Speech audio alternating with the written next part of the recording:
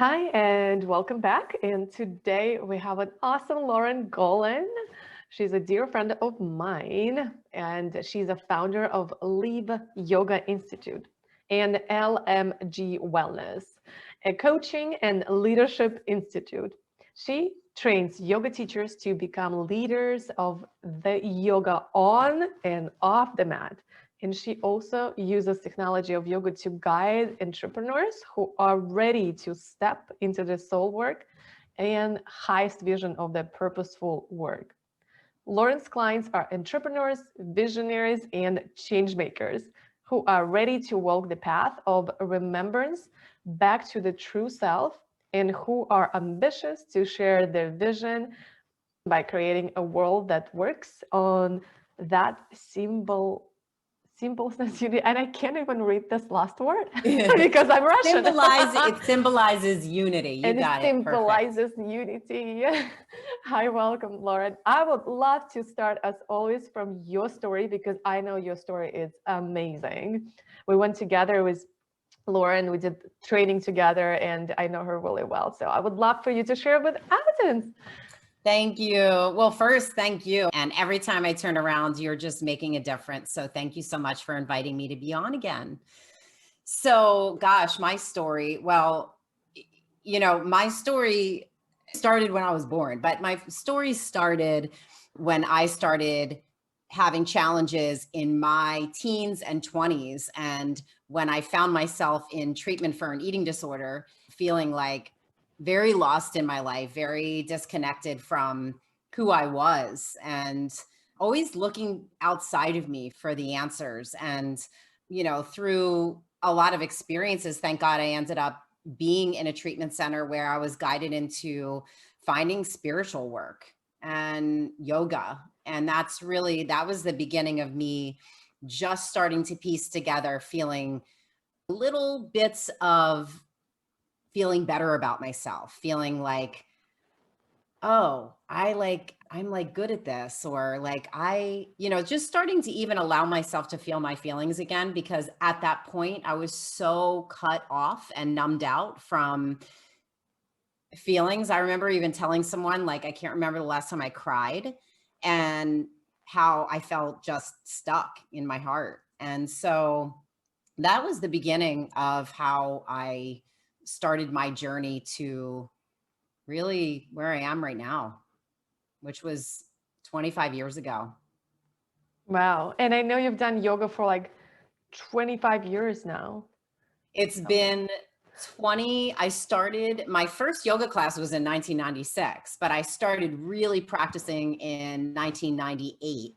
So yeah, it's been 22 years, and knew almost right away when I started practicing that I wanted to be a teacher. And I had no idea how that was going to happen, but I knew it was my calling right away. Just the feeling of being in my body again, which is why I'm so passionate about people being in their bodies, because I think a lot of times when people are cut off from their feelings, it's because they're not spending enough time in their body. We spend so much time up here on top of getting so much feedback from the outside world that it's so easy to go years and years and years with like not stopping to get connected to what's really going on inside. So It's yeah. huge. It's huge. My turning point and my actual like kind of a moment of spiritual awakening was when I sat down and I wanted to cry because realized my life was just like broken into pieces in terms of I quit my job, I didn't have friends, living in New York, like all my friends was from job. And then I just wanted to cry like as a girl again, just because I was exhausted, like tired, and I Mhm. couldn't.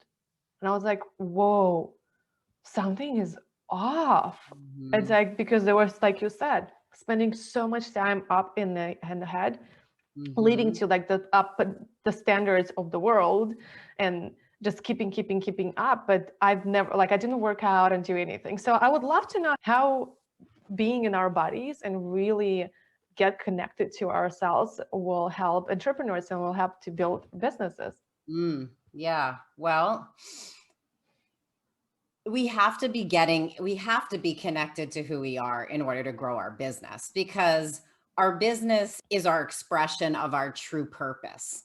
I mean, this is the way that everything I'm explaining is my own belief about what it is. So if I'm not in touch with who I am and I'm growing my business from something that someone else wants me to do or what I think I should be doing, eventually I'm going to hit a wall and I'm not going to be connected to what I'm doing because there isn't going to be a big why behind it, like a big purpose that I'm really connected to in my heart of hearts.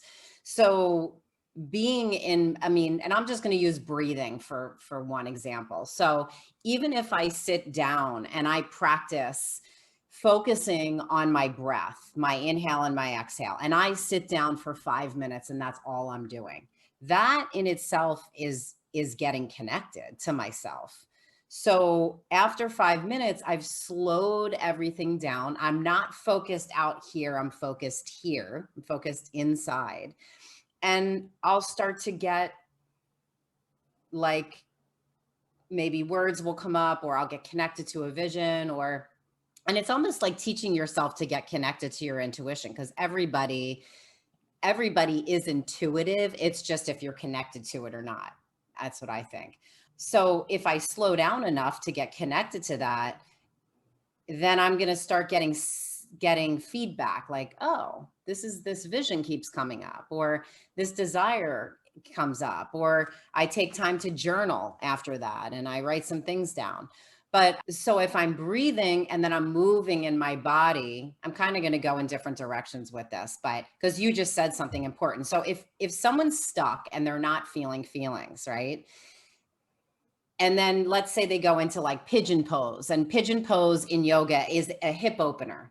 Well, there's a lot of research that says that we store trauma, stress, old feelings in different areas in our body, and hips happen to be like a big area where we can store trauma. So if someone can go into a hip opener in a yoga class and all of a sudden they're breathing deeply and things start to move that haven't moved in a long time. And then next thing you know, like people will say, oh my God, I was like in the middle of my yoga class and I started crying. I was just wanted to interrupt and say it. And next thing happened, you crying and you're like, oh, what's going on? Yeah. That happened to me when I started to do yoga.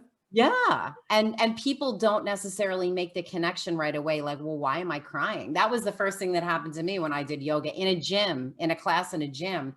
I went into a back bend and I started crying when I came out of it. And I was a little scared, went up to the teacher after class. I'm like, is this normal? And she was like, that's great. You're opening up your heart. And so, those are some things that can happen from getting into your body. And it can be from dancing. It can be from sitting and breathing. It can be from going to a yoga class. It can, it doesn't have to be this big thing. You don't have to become like the next best yogi in order to have breakthroughs in something in your life, from getting into your body. So yes. And how do you marry yoga and work that you do, the leadership work? So how I work with my clients is I actually so when we say yoga, and I was just talking about this on Clubhouse, we were doing an event, is a lot of times we say yoga and everyone in their mind thinks about a yoga class, right? They think about doing asanas and up dog and down dog, but yoga has 8 limbs to it. And I use the yamas and the niyamas in coaching people to have breakthroughs in their life. So for instance, there is a word, aparigraha, which means non-attachment. And so I'll even take that one idea with my clients and I'll say, okay, let's work with non-attachment today. And sometimes we get attached to things, right? We want things to be a certain way and we want something to look a certain way. Or I might even think my business is supposed to be this, but really my purpose is over here. So I teach people different practices that allow them to let go in order to actually come into alignment with what it is that what's the next step. And it could be with a decision that they're looking to make. It could be, with a business decision. It could be something in their personal life. Because when I coach people, obviously, and I'm sure this happens with you too, it's like, yes, I work with entrepreneurs and leaders, and a lot of the times they're going to inevitably get breakthroughs in their personal life too, because all of the things that you're coaching on are interconnected. So if someone can, It's like how you do one thing, you do everything. exactly. And that's what the leadership is. Well, how you do one thing, if you disconnected from your team, you probably disconnected from your relationships as well. If you're Yep. not connected with your clients, you're not getting clients, you probably there's a disconnection in your life with the friends and family. Always. Yeah, always. Always, always. And so what tools our audience can do, like what is the first steps, and or what is the tool maybe you can recommend or exercise that you already said about journaling, which is amazing. Journaling changed my life, and I think Mhm.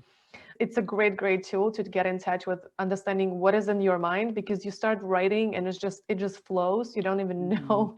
At the end Mhm. you're like, wow, I wrote so much, it's crazy. It's a Yeah, really great tool. But like, what is other exercises you can start to do to really get in touch with yourself and connect with that leader inside of you? yeah. Well, I think that anything to do with breathing and meditation is always the first thing I have people work with. And I always think right away in the morning is the best time to do some sort of movement, so breathing, meditation, movement, even if it's for 20 minutes before you're going to journal, before you're going to maybe do the rest of your workout or a full yoga class, and to get into the body, but also be still and connect with whatever it is that's coming up. I'm really big lately on, and it's not even lately, I feel like with all my clients, it's like really just, if you're not crying a couple times a week or a couple times a month, I think like something's wrong. You know what I mean? It's like really allowing ourselves to feel what's going on, especially after this past year of everything that went on. I think there's so much fear people have stored in their body. So breathing and getting into some sort of meditation, which, I mean, I'm big on, if nothing else, people downloading Insight Timer on their phone and using guided meditations. I think sometimes people overthink what meditation really is. So getting into some, Synctuition. You know which hmm? app I really love? Have you tried Synctuition? No. Synctuition. Oh my gosh, you guys, you will love it. I don't use it. I've tried, but I just have my own new Calm. It's another thing that I use, which is actually start to be like very available for just to buy it on the market right now. But Synctuition is I think it's a subscription, but what you get, it's they Sync have to. like levels of binaural bits. And what it does, Ooh. it's like it gets you up there. And I could feel it like on the 7th day, they have like little stronger connection, like stronger music that will like help you. They're really like taking that step at the time and only giving you in the portions, because then, you won't be able to digest like a super, advanced music. With binaural beats, it will just give you an anxiety if you're not at the level, if you're not vibrating or like balanced in your body, and it's going to be too much. That's why people sit down and they try to meditate and it doesn't work, because sometimes they're like so high up in beta, like they're so get going, that is Mm-hmm. just it's super hard to just close your eyes and don't think about anything. You're like, Mm-hmm. hell no, like it's not No, possible. Or doesn't like, work like that. no, it doesn't work like that. So a really cool app. Yeah, Insight Timer, Synctuition. Oh my God, new column. It's always on my website. Like you can look at their resources. Such a great technology. Hmm. Well, I love this idea of no one's ever going to sit down and not have any thoughts go through their mind. The way I like to think about it is a dance. So Mhm. when you have something come up, you can feel a thought come up that's maybe a stressful thought that worries you. And what you can do is just dance with it. So it's like what happens is like I can feel my shoulders get tight. I can feel even my fingers, like I usually will feel it in my hands a lot. I'll feel like my breath all of a sudden gets shallow. And then I'll be aware of that, right? And then I'll practice letting go again. And then it just keeps coming in waves. And it's not supposed to be like, oh, I'm just supposed to finally get to this place of relaxation. And you might, right? And you could, and it might last for 2 minutes. And then in the next second, you'll feel like this thing. So it's like, if the goal isn't that you're supposed to sit perfectly still and not have any thoughts, But the goal is just that you create a dance from your meditation where you just become more aware of what it feels like when you're not in a state of relaxation, when you're in a state of resistance. And it's almost like I take a picture of in your memory of what does it feel like when you're out of alignment, when you're feeling stressed, so that when you feel that, you can go, oh, I'm in that place. And you can go, okay, like I can relax again, you know? So it's really just a practice of dancing with that, being in resistance and letting go, being in resistance and letting go. And the more you practice it, it's just like anything, right? The better you get at, I wouldn't even say the better you get at that. It's just the more conscious you get. It's the more aware you get. And that's what I went through in moving to Costa Rica 12 days ago. I went through, and I'm still going to go through a lot of discomfort as I adjust to a whole new lifestyle here. I mean, it is completely different than what I'm used to. And there's moments like when I was moving where I sold my car, I let go of all of my things. And there were moments that I wanted to throw up. Like there were moments that were so uncomfortable when I was getting ready to move and saying goodbye to friends. And I knew that I was going to go through that. So I told myself, and one of my spiritual teachers said to me, remember when you're in those moments that feel really uncomfortable to really be with it all. Don't miss out on those moments because they're so uncomfortable, because that's the whole experience. Like that's the polarity of the experience that you get to go through. And I was just like, oh, that's so amazing, you know? And I've just been continuing to do that since I got here. And it's been amazing. So I would say that's really the practice, right? That the practice of like all of that, all like integrating all of it, it's all okay. Like all of that is the perfect path to meditation and consciousness, is like just embracing all of it as it is. Yeah, well, congratulations. Move, it's always huge. Move, it's always huge, and it is uncomfortable. It's fun though. Once you move once, you just want to keep moving because it's like you get new people, new environment, new mentality. It's getting more fun as you like moving more and more. But the first few times, definitely. I moved in 3 countries. I lived 4. It definitely environmental change. And also you said, when you are not crying, I really wanted to touch up on it. It's like you're not stretching yourself enough if you're not feeling those moments of overwhelm, because that was just so key, you said. And if you're not crying, at least like once a month, you're not scheduling a really good goals for yourself. Like you're not getting there. You just hanging like whatever it's comfortable. Yep. That was just so key. I wanted to just sink that in myself as well. Completely. Because it's like those moments also give us an opportunity to lean into trusting and surrendering and leaning into our community and opening up to friends. And yeah. Beautiful. Well, thank you so much. Do you have any last thoughts and words that you would love to share with our audience? Just that if you're if you're feeling like out of alignment right now, it's okay and it's perfect, because if you feel out of alignment, it just means that and you do have a vision underneath that, or you wouldn't even know that you were out of alignment, right? If you think about it. That's a good point. Yeah. I love it.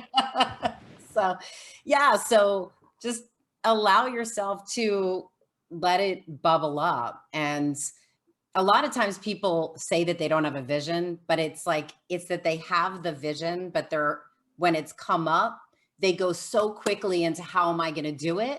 And then get afraid that it kind of like goes back underneath. It's like a turtle's head, right? It goes back underneath. So just think about opening up some space to have your vision come up without knowing the how. You're not supposed to know the how. Yeah. And leading into that, it's so perfect, because when we are going for big vision and we are not feeling like, oh, we're going like back in the pattern, we're not being true to ourselves. And I know that Lauren has amazing training that is coming up that is just all about how for you to get back into the alignment and be true to yourself. Lauren, would you share with us what is about and what are you sharing? Oh, okay. Is this the free gift that I'm Yeah. sharing about? Okay, Yes. yes. So it's a webinar, and it's gonna be speaking into basically you being true to yourself. What I find a lot with my clients is that there's, especially for people that are coaches, it's like we sometimes have so many different coaches that we're working with and programs that we've been in that we're looking for the answers outside of ourselves. And a lot of times people will, and this happened to me too, people will come work with me and they're like, this is my program, this is my program. But when we really dig deeper into it, they realize that they're not even, that program isn't really what they want to be doing. They just thought that was what they were supposed to be creating. So my webinar is really about, like, I call this the path of remembrance a lot. And it's really coming back to who you really are. So it's just going to give you a couple different exercises and questions to reflect on. That's going to open up a lot for you within an hour or so. Beautiful. Thank you so much. And we will definitely link that if you're watching or listening to the show, we will link that in show notes or in the button. You can absolutely get it. Thank you so much for coming. And it's so good to see you. You moved. I'm so excited. Costa Rica, it's an exciting place. And people there are just amazing. The weather there is just even better. It's amazing. Yes. Yes. Maybe you'll come for a retreat. Maybe. I love retreats in Costa Rica. I lived there. I came there once. I've been there like 3 times. And every time I came there, I was staying for like a month more. So I lived there for like 3 months. It's so good. It's so good. I love Costa Rica. So enjoy it. And thank you so much for being in. Thank you so much for listening and watching. Bye. Thank you, and see you in the next Viktoriia. show. Bye. And if you love this episode and you would love to see more of that, click the subscribe button to Purposeful Woman Podcast. And don't forget to text us to stay in tune with the Purposeful community for awesome tricks by texting to number +1 401 399 4105. And we will link descriptions in the episode to all of that we mentioned today. Bye. Turn your one day to day one with a purposeful day.